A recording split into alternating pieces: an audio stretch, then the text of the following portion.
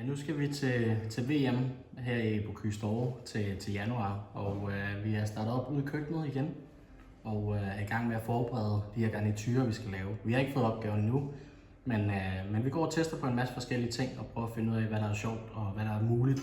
Prøver at skabe lidt nye ting og måske en ny måde at visualisere maden på. Selvfølgelig er vi stadig tro ved den her klassiske Bocuse ånd, som ligger i det mad, vi laver. Men vi prøver ligesom også at tænke lidt ud af boksen på, hvad der kunne være fantastisk at lave. Vi har meget sådan med deadlines, så vi prøver ligesom at finde ud af, hvornår vi skal være klar med de forskellige ting. Vi har ikke fået opgaven, så det er svært at sige 100% hvad vi skal lave.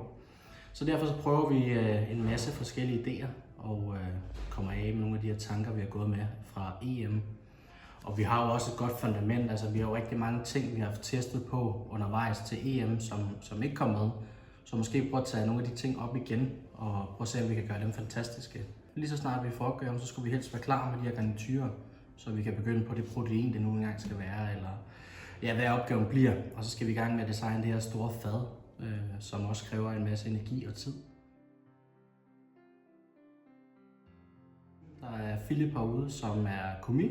Så har vi Olivia og en, der hedder Mathias, og så en, der hedder Gustav, som også starter ude. Så vi er 5 herude til dagligt i køkkenet, som går og tester på det mad her.